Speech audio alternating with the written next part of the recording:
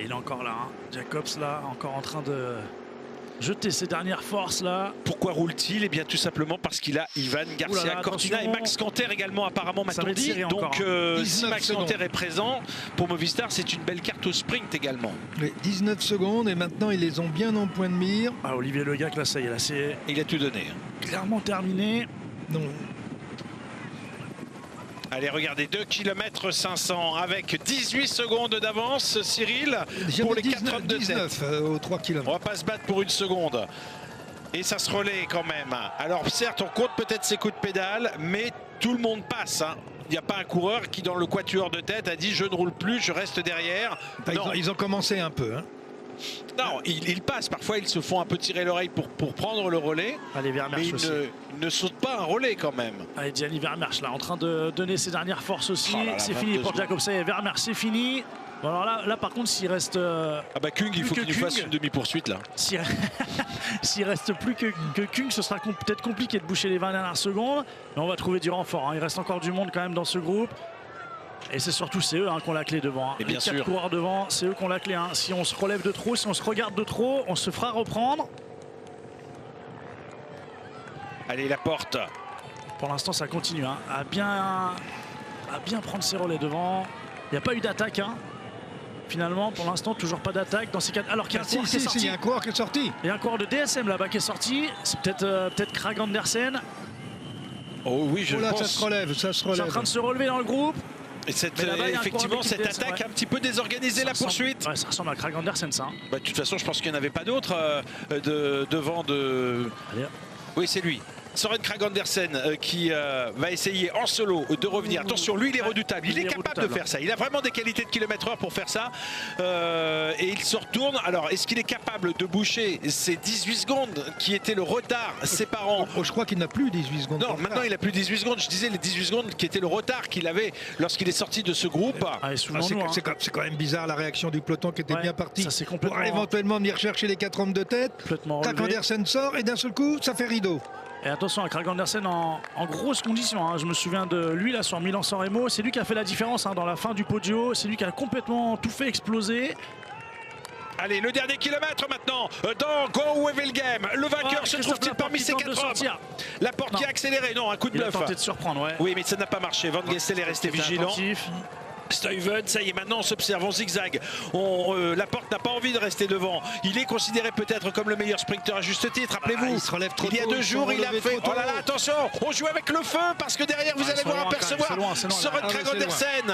C'est loin là, puis c'est que Kragh Andersen, hein, c'est pas le peloton. Oui, mais si devant on s'observe, si on zigzag, si personne, si justement Christophe Laporte veut inciter, veut forcer ses compagnons d'échappée à repasser, parce que là c'est lui qui va devoir lancer le sprint. C'est surtout, ouais, il est obligé de continuer à emmener, surtout à faire attention de ne pas se faire surprendre. Il a montré cette semaine qu'il était extrêmement fort avec Wout van Aert, avec qui il avait remporté bien sûr le Grand Prix E3. Et bien là, on va lui laisser l'initiative de lancer le sprint. On est à 400 mètres de la ligne. Il va attendre évidemment le plus longtemps possible. Il doit juste veiller à ce que personne ne le surprenne en lançant le sprint de l'arrière. On ne rentrera pas, ni Kragh Andersen, ni le reste du peloton. Personne ne rentrera. Et Guermet qui va lancer le sprint. Allez, Bidiam Guermet qui lance le sprint de côté opposé. Et Christophe Laporte qui a tardé un petit peu à réagir, qui va revenir dans sa roue. Et Christophe Laporte est revenu dans la roue de Birman Guermet. Attention, Birman Guermet toujours en tête. Personne n'arrive à remonter Birman Guermet. Et Birman Guermet s'impose. Un Érythréen remporte Grand Wevelgem. Oui, Grand Guermet qui s'impose aujourd'hui avec Kragh Andersen qui prend la 5e place. Tim Merlier ou Jasper Philipsen prenant la 6e place. Congratulations, this is cycling history. Félicitations, vous rentrez dans l'histoire avec cette victoire de Go Wevelgem. Quelle est votre réaction? C'est incroyable. J'ai du mal à expliquer, à trouver les mots. On a juste modifié mon programme il y a quelques jours. Je venais ici pour avoir un bon résultat, mais j'imaginais pas que ce serait ça, que ce serait aussi incroyable. C'est quoi maintenant vos objectifs? C'est d'aller sur le Tour des Flandres? Non, vous savez, je suis sur la brèche depuis longtemps. Ma femme, ma fille me manquent beaucoup, donc je vais couper un peu avant le Giro. On a eu l'impression que vous étiez devant un petit peu trop tôt sur plusieurs plans. Vous voulez dire dans le final? Of course, I feel much better, but non, vous savez, also, d'une manière générale, je me sentais bien. There is really strong guys with me. Mais il y avait quand même des gars très forts avec moi. But yeah, when I went back, mais quand je suis revenu, I feel more, là, je me sentais vraiment en confiance. Et plus particulièrement dans les 250 derniers mètres. Oui, je me sentais vraiment confiant. I don't know, it's not this unbelievable. Non, mais je ne sais pas quoi vous dire, c'était vraiment incroyable. Vous êtes maintenant un héros en Afrique, en Érythrée. Qu'est-ce que ça va changer? Mais déjà, ça va tout changer pour moi.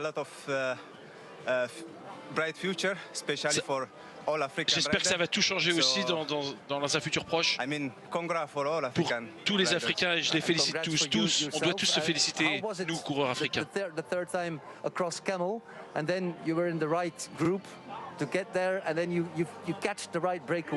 Alors, vous avez réussi à la fois à vous imposer le sprint, mais auparavant, vous aviez réussi à prendre la route de l'échappée.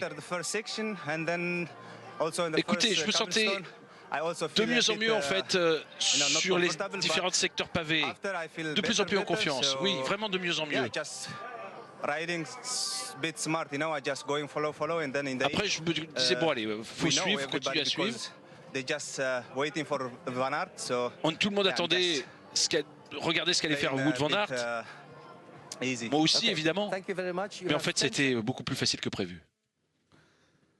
La jonction est en train de se faire, mais regardez à droite de votre écran ce moment historique.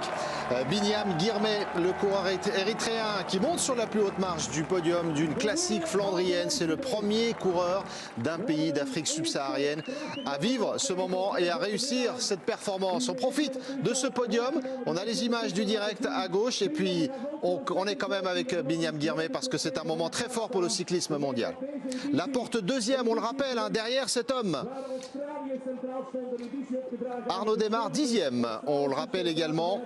Wout van Aert n'est pas dans le top 10 de ce Gand-Wevelgem 84e édition.